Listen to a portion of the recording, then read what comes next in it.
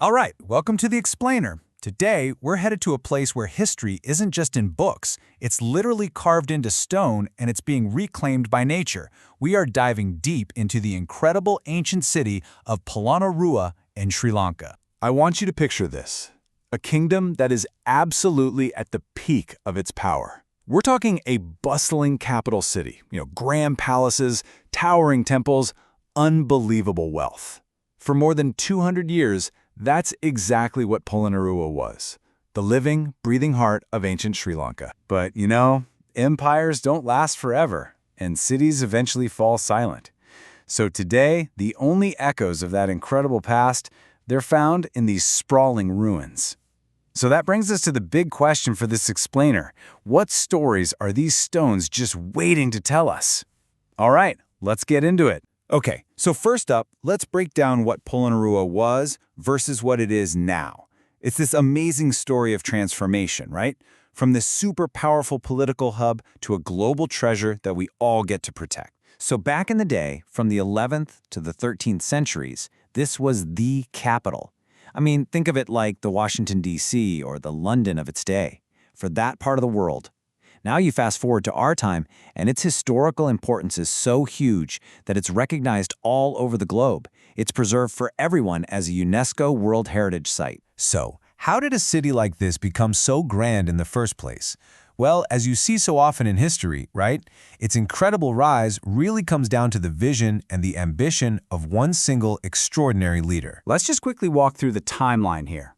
It all starts back in the 11th century. It was founded basically as a strategic fortress by King Parakramabahu I.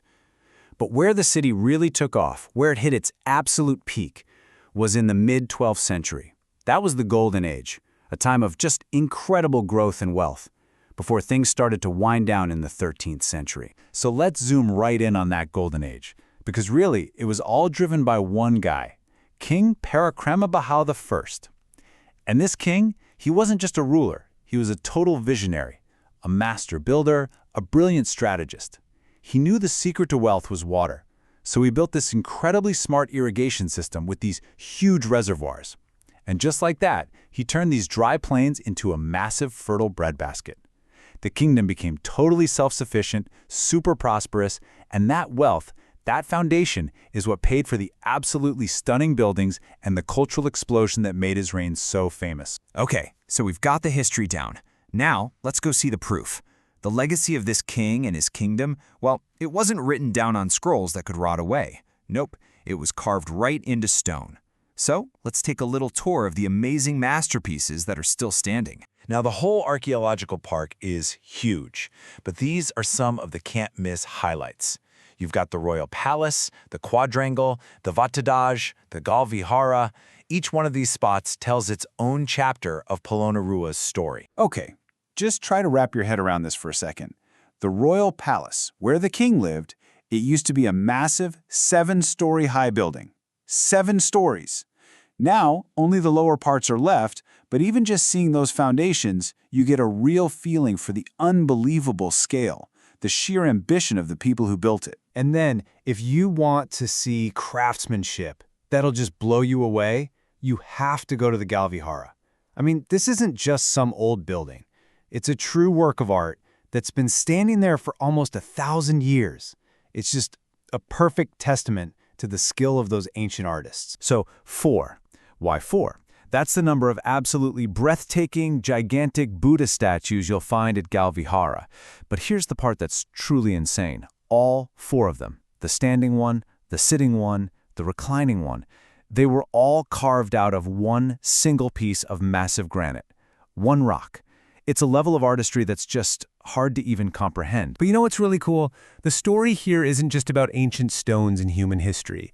This is also a place where that ancient world and the natural world live right next to each other, and it creates this totally unique experience. Because just a little ways down the road from all these ruins is Minneriya National Park. So imagine that. You spend a day walking through a city from 1,000 years ago, and then you can find yourself right in the middle of this amazing natural sanctuary, just packed with wildlife. And let's be real, the main attraction, the big draw at Minneriya, it's the elephants. No question. This park is famous around the world for having one of the biggest gatherings of wild Asian elephants anywhere on Earth. It's such a powerful reminder that this land is home to giants, both from the ancient past and living right here in the present. So, are you feeling inspired yet? Thinking you might want to see all this for yourself? The ancient ruins, the wild elephants? Okay, let's get practical. Let's talk about how you can actually make this trip happen and walk among these giants. All right, so if you're starting from Sri Lanka's main city, Colombo, you're looking at about a 215-kilometer trip.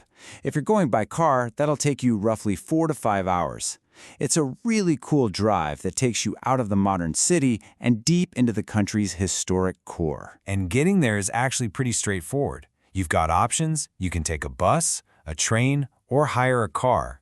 The main thing is to just plan for that travel time, and really, before you know it, you'll be there, ready to explore all this history with your own eyes. It's really that easy to get to. You know, at the end of the day, it's more than just a pile of ruins.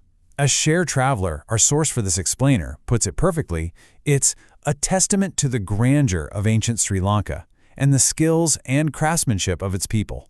It's a story of a great civilization, told in stone. And that really leaves us with one last thing to think about. When you explore a place like this, it can't help but make you wonder. 1,000 years from now, what stories will our cities tell? What will be left of what we've built for people to find? It's a pretty big thought. Thanks for joining me on The Explainer.